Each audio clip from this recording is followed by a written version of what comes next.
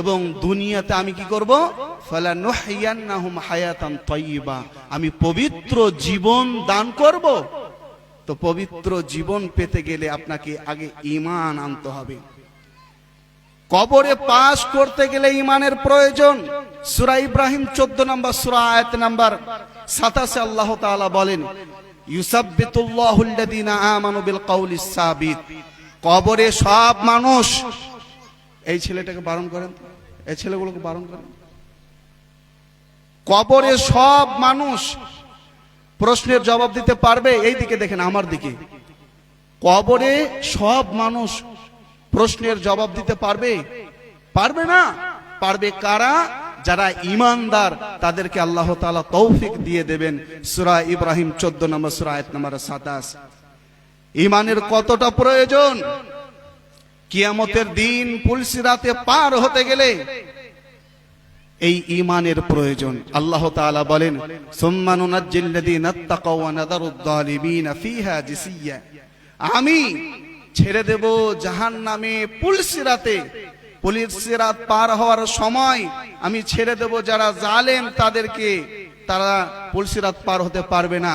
আর আমি বাঁচিয়ে নেব পরহেজগার ঈমানদার মানুষদেরকে। জি হ্যাঁ, কিয়ামতের ভয়াবহ অবস্থা থেকে বাঁচতে গেলে ঈমানের প্রয়োজন।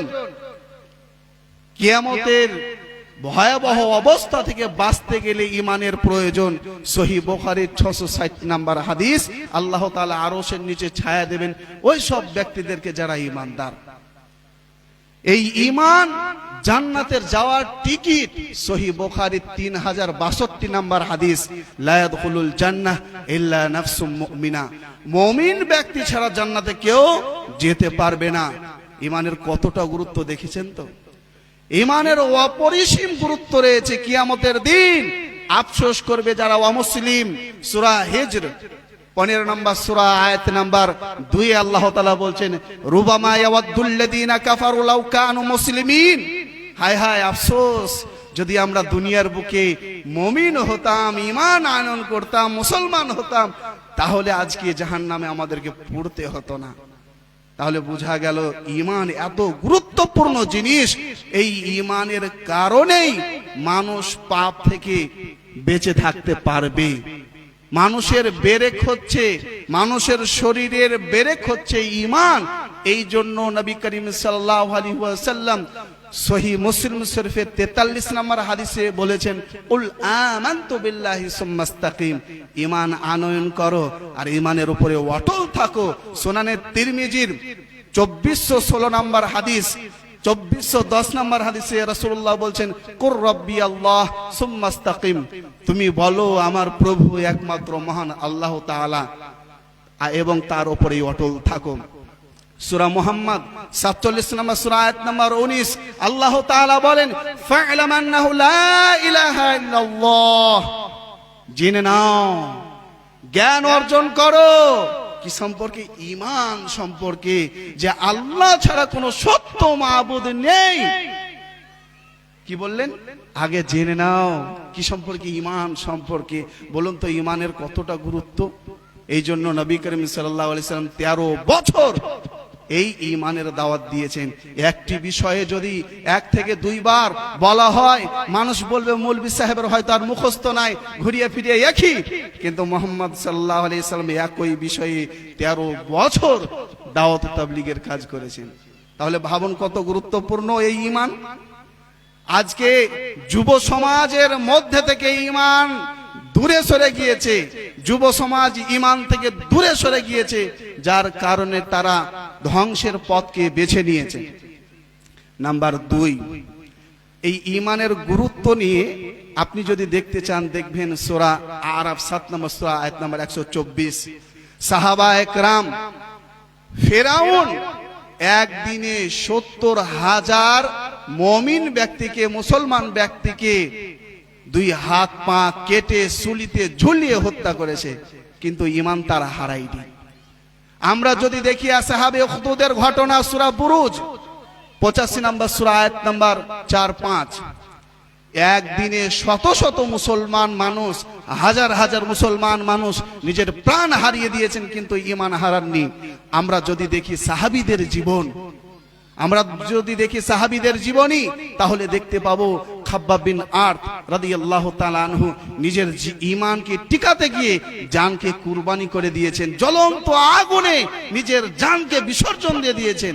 জি হ্যাঁ, আমরা যদি দেখি খুবাইব রাদিয়াল্লাহু তাআলা আনহুর ঘটনা, উনি ঈমানকে টিকাতে গিয়ে নিজের জান কুরবানি করে দিয়েছেন। ইবনু যায়েদের ঘটনা, তিনি ঈমানকে টিকাতে গিয়ে জান কুরবানি করে দিয়েছেন। ইয়াসির রাদিয়াল্লাহু তাআলা আনহুর ঘটনা, ঈমানকে টিকাতে গিয়ে জান কুরবানি করে দিয়েছেন।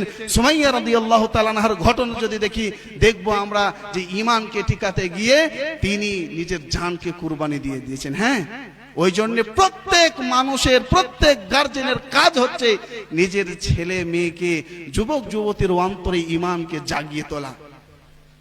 নাম্বার 2, যুব সমাজ ধ্বংস হওয়ার পেছনে 2 নাম্বার কারণ হচ্ছে আল্লাহ তাআলার ভয় যুবক যুবতীর মধ্যে নেই। আল্লাহর ভয় নেই যুবক যুবতীর মধ্যে, এই জন্য যুব সমাজ আজকে ধ্বংসের পথ বেছে নিয়েছে। জি হ্যাঁ, আল্লাহ তাআলার ভয় কি জিনিস? আল্লাহ তাআলার ভয় হচ্ছে সিসি ক্যামেরার ন্যায়। একটি স্বর্ণের দোকানে 4 সাইডে সিসি ক্যামেরা লাগানো রয়েছে, আর 2 জন CC camera man on duty করছে। আচ্ছা বলুন তো, কোন চোর ওই দোকানে চুরি করতে যাবে? চুরি করতে যাবে না। কেন? চুরি করলেই তো সে ধরা পড়বে, এই ভয়ে সে আর চুরি করবে না ওই দোকানে। প্রত্যেকটা মানুষের কাঁধে রয়েছে 2 জন সম্মানিত ফেরেশতা, সিসি ক্যামেরা নিয়ে এবং মানুষের পাপ নেকি লিপিবদ্ধ করে।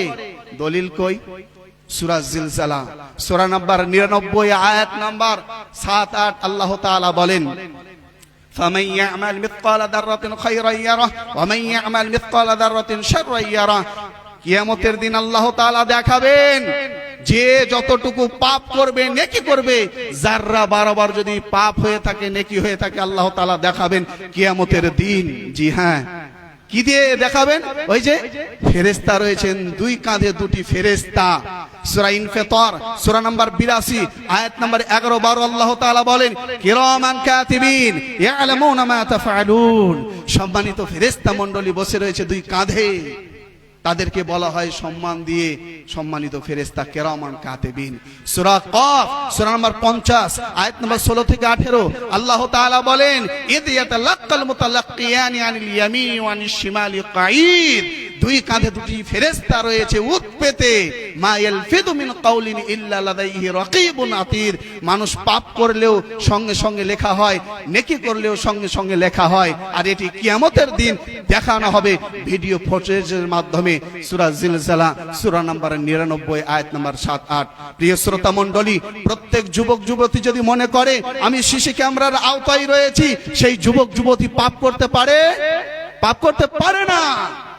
ওই জন্যে সর্বপ্রথম আল্লাহ তাআলার ভয় যুবক যুবতীর মধ্যে, ছেলে মেয়েদের মধ্যে ঢুকাতে হবে।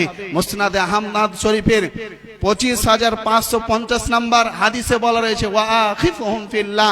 সন্তানকে আল্লাহ তাআলার ভয় দেখাও, সন্তানের মধ্যে আল্লাহ তাআলার ভয় জাগিয়ে তোলো। আল্লাহ তাআলা বারংবার বলেছেন তোমরা আল্লাহ তাআলাকে ভয় করো। সূরা বাকারা 2 নম্বর সূরা আয়াত নম্বর 150, সূরা আল ইমরান 3 নম্বর সূরা আয়াত নম্বর 175, সূরা মাইদা 5 নম্বর সূরা আয়াত নম্বর 3 আল্লাহ তাআলা বলেন, ফালা তাখাফুহুম ওয়া খাফুনি। তোমরা মানুষকে ভয় পেও না, আমাকে ভয় করো, আমাকে ভয় করো, বারংবার আল্লাহ তাআলা বলছেন। সূরা আহজাব 33 নম্বর সূরা আয়াত নম্বর 71, সূরা নিসা 4 নম্বর সূরা আয়াত নম্বর 1, সূরা আল ইমরানের 103 নম্বর আয়াত আল্লাহ তাআলা বারংবার বলছেন, হে ঈমানদারগণ তোমরা আল্লাহ তাআলাকে ভয় করো। কেন? এই ভয় হচ্ছে সিসি ক্যামেরা নেই। প্রত্যেক যুবক যুবতীর ব্রেনে যদি এটি ঢুকে যায় আমি সিসি ক্যামেরার আওতায় রয়েছি, ওই যুবক যুবতী পাপ করতে পারে না। প্রত্যেক গার্জেনের কাজ হচ্ছে আমার ছেলে মেয়ের অন্তরে আল্লাহ তাআলার ভয়কে জাগিয়ে তোলা। হ্যাঁ, নাম্বার 3, যুব সমাজ ধ্বংস হওয়ার পেছনে 3 নাম্বার কারণ হচ্ছে সালাত।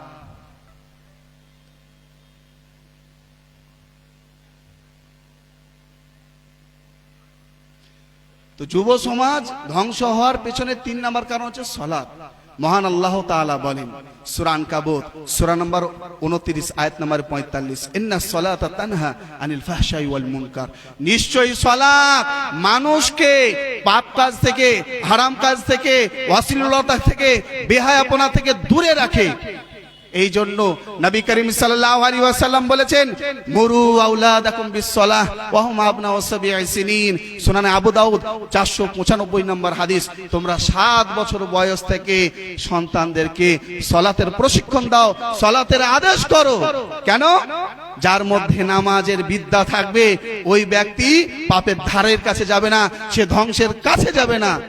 এবার কেউ প্রশ্ন করছে, হুজুর আপনি যে বললেন নামাজ পড়লে সে ব্যক্তি ধ্বংসের পথে বেছে নেবে না, তাই কি না?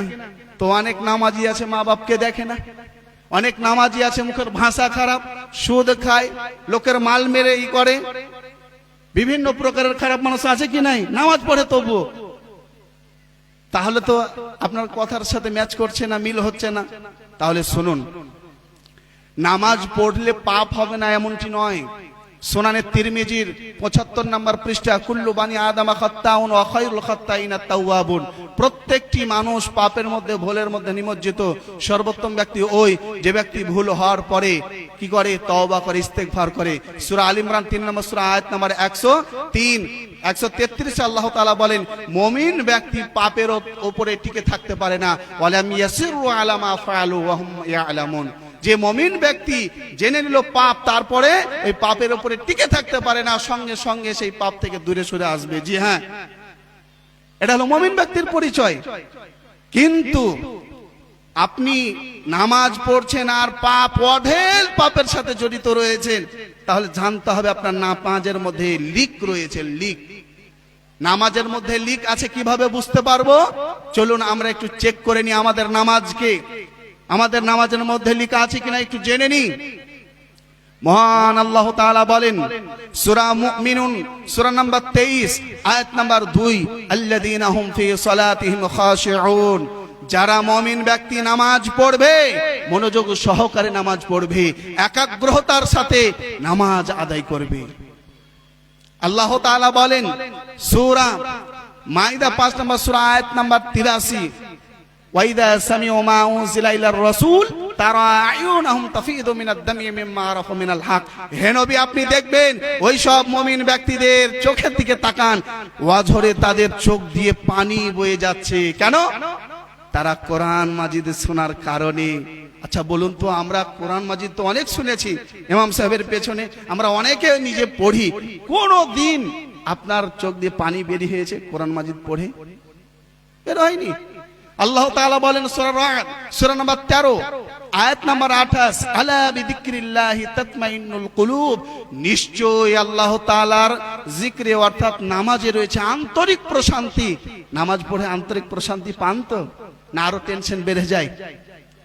হ্যাঁ, আল্লাহ তাআলা বলেন সূরা মুমিনুন 23 নম্বর সূরা আয়াত নাম্বার 9, আল্লাযীনা হুম আলা সালাতিহিম ইউহাফিজুন, যারা মুমিন ব্যক্তি নামাজের হেফাজত করে। নামাজের হেফাজত করে এর মানে কি? সূরা বাকারার 238 নম্বর আয়াত আল্লাহ তাআলা বলেন, হাফিজু আলা সালাওয়াত, তোমরা 5 ওয়াক্ত সালাতের হেফাজত করো। হেফাজত করবে কিভাবে? সূরা নিসা 4 নম্বর সূরা আয়াত নম্বর 103 আল্লাহ তাআলা বলেন, ইন্নাস সালাতা কানাত আলাল মুমিনিনা কিতাবাম মাওকুতা, নিশ্চয়ই সালাত মুমিনদের উপরে নির্ধারিত টাইমে ফরজ করা হয়েছে। তাহলে হেফাজত করতে হবে সময় মতো নামাজ পড়ে। জি হ্যাঁ, দ্বিতীয় আরেকটি হেফাজত হচ্ছে নামাজ পড়তে হবে মনোযোগ সহকারে। আল্লাহ তাআলা বলেন সূরা বাকারার 45 নম্বর আয়াত, ওয়াস্তাঈনু বিস-সাবরি ওয়াস-সালাহ ওয়া ইন্নাহা লাকাবীরাতুন ইল্লা আলাল খাশিঈন, তোমরা ধৈর্য সহকারে নামাজের মাধ্যমে আল্লাহ তাআলার কাছে সাহায্য চাও। আর নামাজের মধ্যে ধৈর্য সবার মধ্যে হবে না, কার মধ্যে হবে? যারা মনোযোগ সহকারে নামাজ পড়ে। আচ্ছা বলুন তো, মনোযোগ সহকারে নামাজ আপনি পড়েন তো? আমরা পড়ি তো? না নামাজে দাঁড়িয়ে যাওয়ার পরে চপের দোকানে মন চলে যায়, চায়ের দোকানে মন চলে যায়, মাঠে মন চলে যায়, হিসাব করতে মানুষ আরম্ভ করে, জীবনে আর কি হয়েছে সেগুলো চিন্তা করে। নামাজ পড়ার পরে অমুকের সাথে দুটো কথা বলবো, নামাজ পড়ার পরে খাওয়া দাওয়া করে গিয়ে ঘুমাবো। নামাজে এগুলো বলেন না, নামাজে মনোযোগ দিয়ে নামাজ পড়েন, বলেন তো? মনোযোগ সহকারে নামাজ হয়নি, এটা সেটা এটা সেটা এটা সেটা চিন্তা আসতেই থাকে কেন? আল্লাহ তাআলা বলছেন মুমিন ব্যক্তি নামাজ পড়বে একাগ্রতার সাথে, মনোযোগ সহকারে। কিন্তু আমরা তো নামাজ পড়ি, আমাদের মনোযোগ বসে না, একাগ্রতা আসে না। কেন আসে না? জানতে হবে নামাজে লিক রয়েছে। আল্লাহ তাআলা বলছেন দুই শ্রেণীর মানুষ নামাজ পড়ার পরেও জাহান্নামে যাবে। আর হাদিসে বলা রয়েছে যে আরো এক শ্রেণীর মানুষ নামাজ পড়ার পরেও জাহান্নামে যাবে। কারা? চলুন জেনে নি। সূরা মাউন সূরা নাম্বার 107 আয়াত নাম্বার 4-5 আল্লাহ তাআলা বলেন ফাওয়াইলুল লিল মুসাল্লিন আল্লাযীনা হুম আন সালাতিহিম সাহুন। ওয়াইল নামক ঘাটি, জাহান্নামের ওয়াইল নামক স্থান ওই সব নামাজীদের জন্য যারা নামাজ পড়ে মনোযোগ সহকারে নামাজ পড়ে না। দুই, আল্লাযীনা হুম ইউরাউন, যারা লোক দেখানো নামাজ পড়ে এরা উভয় যাবে জাহান্নামে। তিন, সুনান আবু দাউদের 558 নম্বর হাদিস, লা ইয়াজালু কওমুন ইয়াতাআখারুনা আনিস সাফিল আউয়াল হাত্তা ইউআখিরুহুমুল্লাহ ফিন-নার। যারা সদা সর্বদা সবার পেছনে নামাজ পড়ে, অর্থাৎ টাইমের বাইরে নামাজ পড়ে, জোহরের নামাজ আসরের পড়ে, বুঝালো না?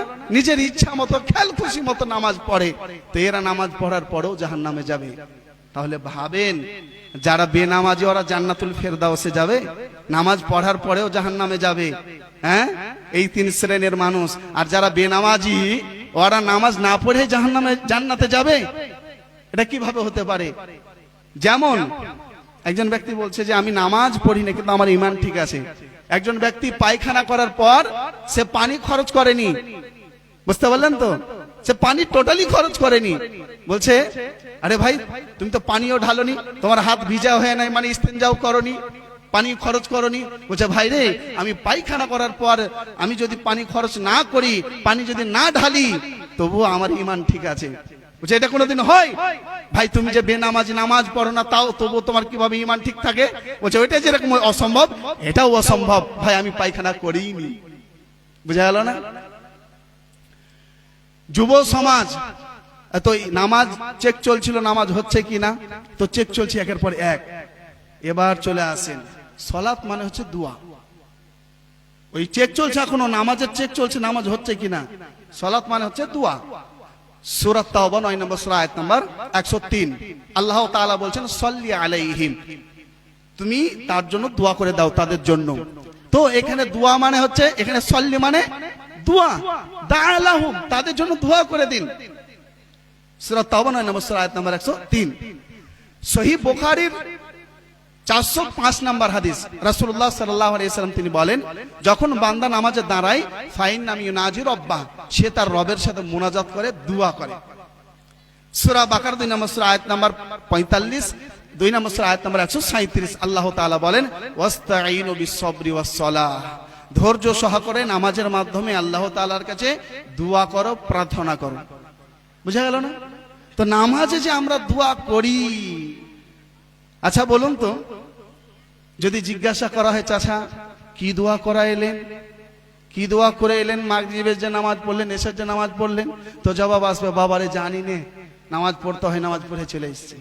আচ্ছা বলুন তো, আমি যদি নিজেই না জানি আমি কি আল্লাহ তাআলার কাছে চাইলাম, আল্লাহ তাআলা আমাকে কি দিবেন? একটা দোকানে গেলাম আর ওই দোকানদারকে গিয়ে বললাম আমি কি চাইলাম আমি নিজেই জানি না, দোকানদার কি দিবে আমাকে? বুঝতে পারলেন না? আমি বলবো না যে আপনারা যে নামাজ পড়ছেন আর কি বললেন এটা জানেন না, এই জন্য আপনাদের নামাজ হবে না, এটা বলতে পারবো না, এই ফতোয়া দিতে পারবো না। তবে এ কথা অবশ্যই বলতে পারবো, তরকারি যতই সুন্দরভাবে রান্না করেন না কেন, তরকারিতে যদি লবণ না দেন ওই তরকারির স্বাদ পাবেন? পাবেন? পাবেন না। আপনি আজীবন যদি নামাজ পড়ে যান আর নামাজে যে দুয়া সূরাগুলো পাঠ করছেন, যদি ওই দুয়া সূরার অর্থ না জানেন, নামাজের আপনি স্বাদ পাবেন না কিয়ামত পর্যন্ত, মরা পর্যন্ত একদম। এই দুয়া কবুল হওয়ার প্রথমত দুটি শর্ত। এক নম্বর হচ্ছে ঈমান, সূরা মুমিন 40 নম্বর সূরা আয়াত নম্বর 40। 2 নম্বর হচ্ছে রাসূলের পদ্ধতি, সূরা হাসর 59 নম্বর সূরা আয়াত নম্বর 7। কিন্তু এর সাথে আরো 5টি জুজ রয়েছে, দোয়া কবুল হওয়ার আরো 5টি জুজ, 4টি জুজ রয়েছে। কি কি? নাম্বার 1, হুজুরুল কলব, দোয়া করার সময় অন্তরকে উপস্থিত রাখতে হবে। রাসূলুল্লাহ সাল্লাল্লাহু আলাইহি ওয়াসাল্লাম বলছেন, সুনানে তিরমিজির হাদিস 3479 নম্বর হাদিস, রাসূলুল্লাহ বলছেন, লা ইস্তাজিবু দুআআম মিন কলবিন ওয়াহিন, যে ব্যক্তি দোয়া করলো আর মন তার দোয়াতে নাই, দেহ তার এখানে আছে, মন বাড়িতে আছে, দিয়ে দোয়া করছে, আর দোয়া কবুল হবে না।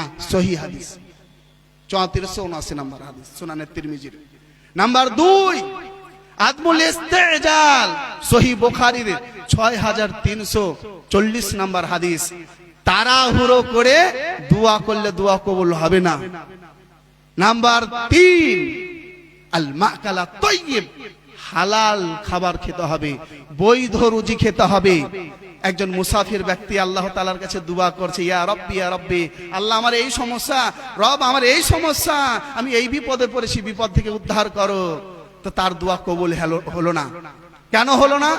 মাতামহু হারাম, তার খাদ্যদ্রব্য হারাম, ও মাশরাবুহু হারাম, তার পানপত্র হারাম, ও মালবাসুহু হারাম, এবং তার পোশাক আশাক সবই হারাম। ফান্না ইস্তাজাবু লিযালিক, কিভাবে তার দোয়া আল্লাহ কবুল করবেন? বুঝা গেল না? তাহলে বৈধ রুজি খেতে হবে। সুনানে আবু দাউদের 1536 নম্বর হাদিস, রাসূলুল্লাহ বলছেন, 3 প্রকারের মানুষের দোয়া কারেন্টের মতন কবুল হয়। নাম্বার 1, দাওয়াতুল ওয়ালিদাইনি আলা ওয়ালাদিহিমা, পিতা মাতার দোয়া ও বদদোয়া সন্তানের পক্ষে ও বিপক্ষে কবুল হয়। নাম্বার 2, দাওয়াতুল মাজলুম, মাজলুম ব্যক্তির দোয়া। নাম্বার 3, দাওয়াতুল মুসাফির, মুসাফির ব্যক্তির দোয়া। তো অত্র হাদিসে যে মুসাফির ব্যক্তির কথা বলা রয়েছে, দোয়া কবুল হবে, এটা আমার মুখের কথা নয়, মুহাম্মাদুর রাসূলুল্লাহ সাল্লাল্লাহু আলাইহি ওয়াসাল্লাম বলেছেন যে দোয়া করলে, মুসাফির ব্যক্তি দোয়া করলে কবুল হবে। কোনো সন্দেহ আছে? কোনো সন্দেহ নাই। কিন্তু ওই মুসাফির ব্যক্তি দোয়া করলো, 2 হাত তুলে ইয়া রব্বি ইয়া রব্বি, তবু আর দোয়া কবুল হলো না। কেন? ওই যে আল মাকালাত তাইয়্যিব খেত না, বৈধ রুজি খেত না। বৈধ রুজি খাওয়া ফরজ, হালাল রুজি খাওয়া ফরজ। সূরা মাইদা 5 নম্বর সূরা আয়াত নাম্বার 4-5, আল্লাহ তাআলা পবিত্র জিনিসকে হালাল করেছেন আর পবিত্র জিনিস খেতে বলেছেন। সূরা বাকারা 2 নম্বর সূরা আয়াত নাম্বার 168, আল্লাহ তাআলা বলেন, কুলু হালালান তাইয়্যিবা, হালাল পবিত্র খাবার তোমরা খাও, এগুলো তোমাদের জন্য হালাল। সূরা আনফাল 8 নম্বর সূরা আয়াত নাম্বার 69, সূরা আরাফ, সূরা আনামের 88 নম্বর আয়াতে আল্লাহ তাআলা বলেছেন যে তোমরা হালাল রুজি খাও, বৈধ রুজি খাও। অধিকাংশ মানুষ এই হারাম রুজির সাথে জর্জরিত। প্রিয় শ্রোতা মণ্ডলী, বলছিলাম, এবার আপনার নামাজটা চেক করে দেখলেন তো? এবার আপনার নামাজটা চেক করে দেখেন। 3 নাম্বার হলো। 4 নাম্বার হচ্ছে আল ইয়াকিন, ইবাদত করবেন একেবারে পূর্ণাঙ্গ, আপনার ইয়াকিন থাকবে যে আল্লাহ তাআলা আমার দোয়া কবুল করবেন, ইবাদত কবুল করবেন। আর যদি ইয়াকিন না থাকে, অনেক মানুষ বলে ইবাদত করছি, আল্লাহ তাআলা কবুল করলেন, করবে, আর না করলে না করবে। এই রকম বললে ঈমানে ঘাটতি হয়ে যাবে। রাসূলুল্লাহ সাল্লাল্লাহু আলাইহি ওয়াসাল্লাম তিনি বলেন, উবুদু রাব্বাকুম ওয়া আনতুম মুকিনুনা বিল ইজাবা, তোমরা তোমাদের রবের ইবাদত করো আর এটা আকীদা রাখবে যে আল্লাহ তাআলা কবুল করবেন। কারণ আল্লাহ তাআলা বলেছেন সূরা হামিম সাজদা 41 নম্বর সূরা আয়াত নম্বর 60, ওয়াকালা রাব্বুকুম উদউনি আস্তাজিব লাকুম, তোমাদের রব বলেন দোয়া করো, আমি তোমাদের দোয়া কবুল করব। বিশ্বাস রাখতেই হবে। প্রিয় শ্রোতা মণ্ডলী, আমাদের নামাজের মধ্যে লিক, এই নামাজের মধ্যে লিক থাকার কারণে আজকে মুসল্লিরা 20 বছর 30 বছর 40 বছর নামাজ পড়ছে, মুখের ভাষা ভালো হয়নি, বিড়ি জর্দা সিগারেট খৈনি গোটকা ফ্যাক ফ্যাক করে খাচ্ছে, প্যাচ প্যাচ করে চাবাচ্ছে, তারপরে হারাম খাচ্ছে, সুদের সাথে জড়িত, অন্যের জমি নিয়ে নিচ্ছে অন্যায় ভাবে, আর এদিকে নামাজও পড়ছে। আগে নামাজ যে লিক আছে ওই লিকটাকে সারান, না সারলে আপনি কিয়ামতের দিন বুঝবেন। ওই জন্য নামাজের ব্যক্তির দ্বারাতে এই বড় বড় গুনার সাথে তারা জড়িত হয়ে যায়। ওই জন্য নামাজের লিকটাকে সারাতে হবে। নাম্বার 4, যুব সমাজ ধ্বংস হওয়ার পেছনে 4 নাম্বার কারণ হচ্ছে পিতা মাতার অবহেলা। পিতা মাতাকে আল্লাহ তাআলা অভিভাবক বানিয়েছেন, দায়িত্বশীল বানিয়েছেন। সহিহ বুখারীর 7138 নম্বর হাদিস, আলা কুল্লুকুম রাঈন ওয়া কুল্লুকুম মাসউলুন আন রাইয়াতিহি। খবরদার, সাবধান, ভালো করে শুনো এই কথাটি। তোমরা প্রত্যেকেই দায়িত্বশীল, আর প্রত্যেকেই তার দায়িত্ব সম্পর্কে জিজ্ঞাসা করা হবে।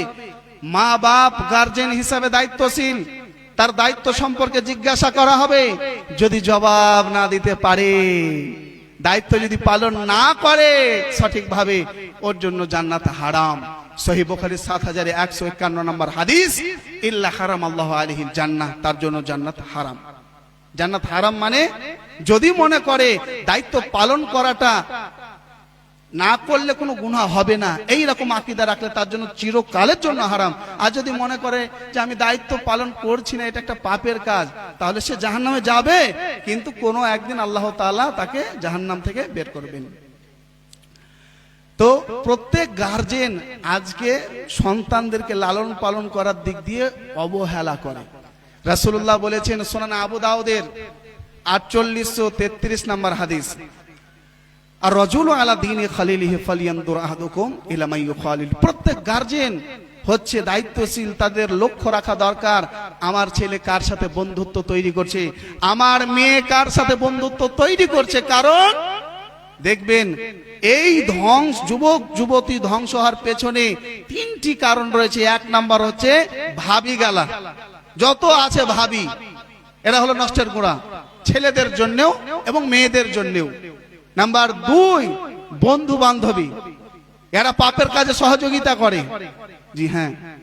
আর নাম্বার 3, এই অভিভাবক যদি ছেড়ে দেয়। যৌবন কাল হচ্ছে পাগলামির একটা অংশ। ইবনে মাসউদ রাদিয়াল্লাহু তাআলা তিনি বলেন, আশ-শাবাবু শু'বাতুম মিনাল জুনুন, যৌবন কাল হচ্ছে পাগলামির একটি অংশ। আচ্ছা বলুন তো, পাগল হালাল হারাম বুঝে? পাগল ব্যক্তি হালাল হারাম বুঝে? বুঝে না, হালাল হারাম বুঝে না। তো যৌবন কালে যুবক যুবতী সে হালাল হারাম বুঝে না। ওই জন্যে প্রত্যেক গার্জেনকে সজাগ হওয়া দরকার এবং দায়িত্ব পালন করা দরকার। গার্জেন যদি দায়িত্ব পালন না করে তাহলে তার বাসস্থান জাহান্নাম। আর যদি দায়িত্ব পালন করার পরেও ছেলে মেয়ে পরিবর্তনে আসলো না, সঠিক লাইনে আনতে পারলো না, তাহলে মা বাপের কোনো গুনাহ হবে না। দায়িত্ব পালন করার পরে পরিবর্তনে আসলো, আল্লাহ তাআলা কিয়ামতের দিন নিজের সামনে বসাবেন, তাদের নূরের সিংহাসনে বসাবেন এবং তাদেরকে সম্মানিত জানাবেন। সহিহ মুসলিম শরীফের হাদিস, রাসূলুল্লাহ সাল্লাল্লাহু আলাইহি ওয়াসাল্লাম বলছেন, ইন্নাল মুকসিতিনা ইনদাল্লাহি মানাবিরা মিন নূরিন আন ইয়ামিনির রহমান। আল্লাহ তাআলা ওই সব দায়িত্বশীল ব্যক্তিদেরকে নিজের সামনে বসাবেন এবং তাদেরকে নূরের সিংহাসনে বসাবেন, তাদেরকে জান্নাতের সুসংবাদ দেওয়া হবে। সহিহ বুখারী 660 নম্বর হাদিস, যেসব গার্জেনরা দায়িত্ব পালন করেছে সঠিকভাবে, আরশের নিচে তাদেরকে ছায়াও দেওয়া হবে। আজকে গার্জেনরা ছেলে মেয়েদেরকে কোনো প্রকারের গুরুত্ব না দেওয়ার কারণে ছেলে মেয়েরা আজকে বেয়াড়া হয়ে যাচ্ছে, হাতের নাগালে চলে যাচ্ছে, বাইরে চলে যাচ্ছে। নাম্বার 5, যুবক যুবতী ধ্বংস হওয়ার পেছনে 5 নাম্বার কারণ হচ্ছে উপযুক্ত পরিবেশ না পাওয়া। ছেলে মেয়ে ভালো, কিন্তু পরিবেশের কারণে ছেলে মেয়ে খারাপ হয়ে যাচ্ছে।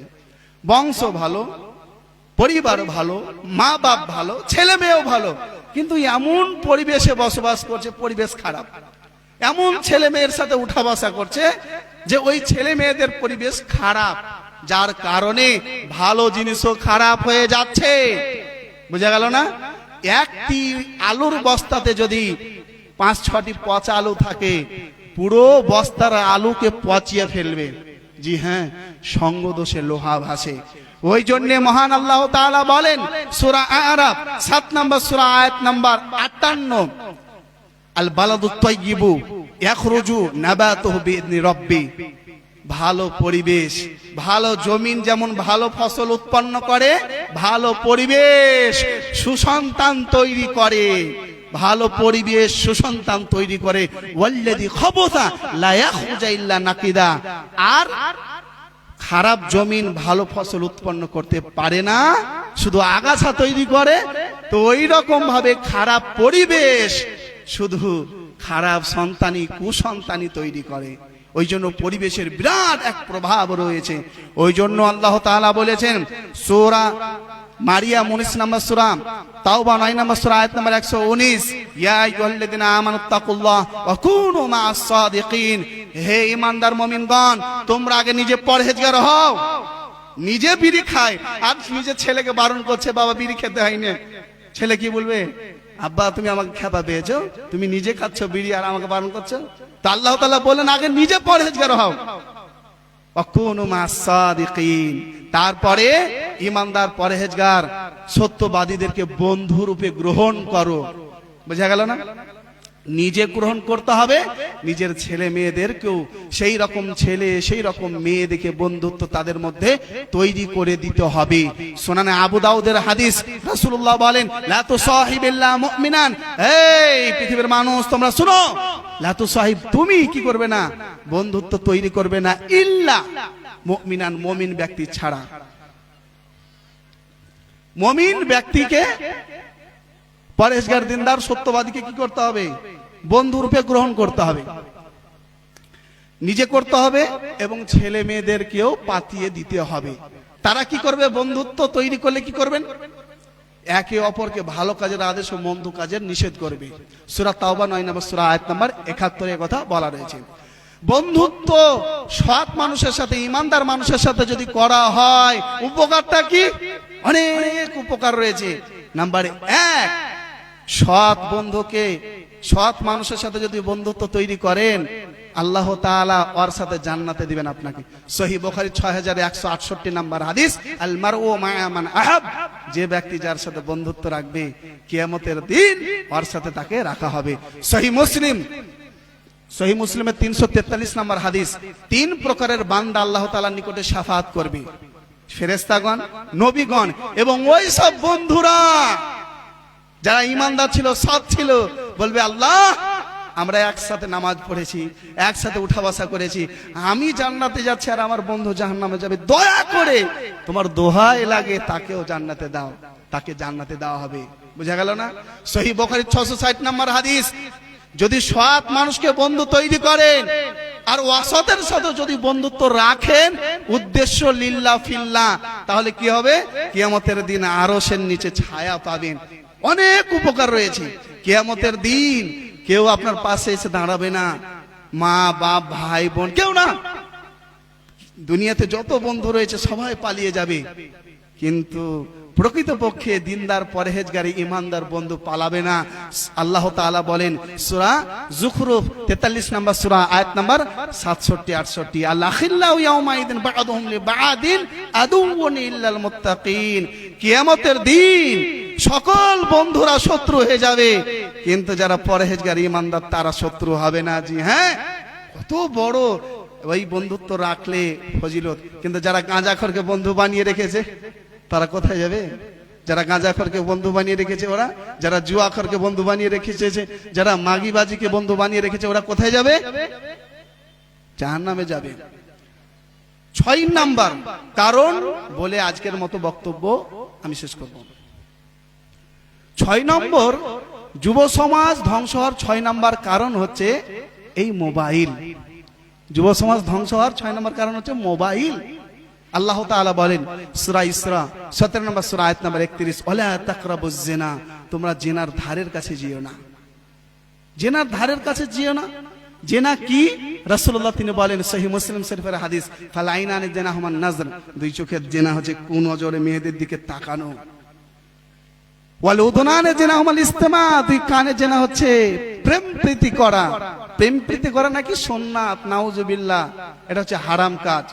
প্রেম প্রীতি করা হারাম। সূরা আরাফ 7 নম্বর সূরা আয়াত নম্বর 33, যদি কেউ এই হারাম জিনিসকে হালাল মনে করে ওই কাফের, সুন্নাত বলে চালিয়ে দেয় ওই কাফের। জি হ্যাঁ, এই মোবাইল এর মাধ্যমে জেনা হয় চোখের, কানের, ওয়াল লিসানু জেনাহান নুতক। এই জিহ্বার জেনা হচ্ছে, মুখের জেনা হচ্ছে একদম অবিরাম কথা বলা জেনা নিয়ে। ওয়াল ইয়াদ জেনাহাল বাতশু, হাতের জেনা হাত দিয়ে ধরা। ওয়াল কলবু ইয়াহবি ওয়া তামান্না, অন্তর জেনা হচ্ছে অন্তর, এই চোখ দিয়ে দেখার পরে কুচিন্তা করা অন্তর দিয়ে। ওয়ার রিজলু জেনাহাল খুতা, পায়ের জেনা হচ্ছে জেনার রাস্তায় হাঁটা। প্রিয় শ্রোতা মণ্ডলী, এই যে জানুয়ারি মাসে মুসলিম সোসাইটির জানোয়াররা যারা পিকনিক করে বেড়াচ্ছে, তারা কে? তারা কোন প্রকারের জানোয়ার একটু দেখেন, একটু ভালো করে দেখেন আমার দিকে, আর খুব মনোযোগ সহকারে লাস্ট পয়েন্টটি শুনে রাখুন, কাজে দিবে। এই যে শফিকের ভিডিও দেখে না, ছেলে পিলে কাঁদলে মা বাপ দিয়ে দেয় মোবাইল, দেখ শফিকের ভিডিও। শফিকের ভিডিওতে 9টি শরীয়ত বিরোধী কাজ রয়েছে, আমি শুধু গনিয়ে দিই।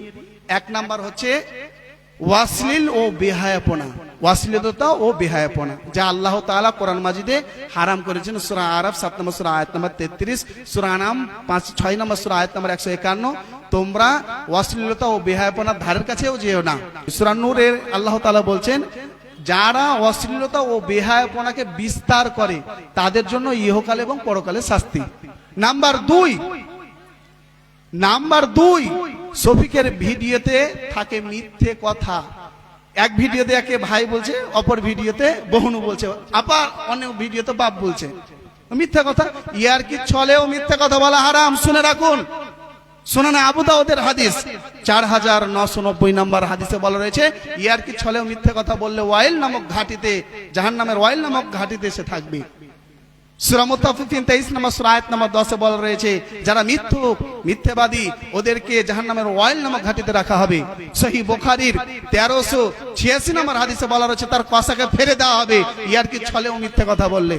জি হ্যাঁ, কঠোরভাবে আল্লাহ তাআলা বলেছেন মূর্তি পূজা করা নিষেধ, তার সাথে সাথে বলেছেন মিথ্যে কথা বলাও নিষেধ। কত বড় পাপ! সূরা হজ 22 নম্বর সূরা আয়াত নম্বর 30, আর রাসূলুল্লাহ সাল্লাল্লাহু আলাইহি সাল্লাম বলেছেন মিথ্যে কথা থেকে সাবধান, মিথ্যে কথা মানুষকে জাহান্নামে নিয়ে যায়। সুনান আবু দাউদের 4989 নম্বর হাদিস। প্রিয় শ্রোতা মণ্ডলী, 3 নাম্বার শফিকের ভিডিওতে শরীয়ত বিরোধী হচ্ছে গান। সূরা লোকমান 31 নম্বর সূরা আয়াত নাম্বার 6, সূরা ফুরকান 25 নম্বর সূরা আয়াত নাম্বার 72, সূরা কাসাস 28 নম্বর সূরা আয়াত নাম্বার 55, সূরা মুমিনুন 23 নম্বর সূরা আয়াত নাম্বার 3, ওয়াল্লাযীনা হুম আনিল লাগwi মুরিদুন। মুমিন ব্যক্তি লাগু জিনিস থেকে নিজেকে দূরে রাখবে। সহিহ আবু দাউদে বলা রয়েছে 4924 নম্বর হাদিস, রাসূলুল্লাহ সাহাবা একরাম গানের আওয়াজ শুনতে পেলে কানে আঙ্গুল দিয়ে পালিয়ে যেতেন। আর ওই নবীরই উম্মত আপনার ছেলে মেয়েরা পিকনিক করতে যাচ্ছে ডিজে বক্স ভাড়া করে। এটা কোন প্রকারের জানোয়ার আপনারা ভেবে নেন তাহলে? আর এই গান শোনার জন্য, শফিকের ভিডিও দেখার জন্য নিজের ছেলে মেয়েকে দিয়ে দিচ্ছে। এরা কোন ধরনের মা বাপ চিন্তা করেন?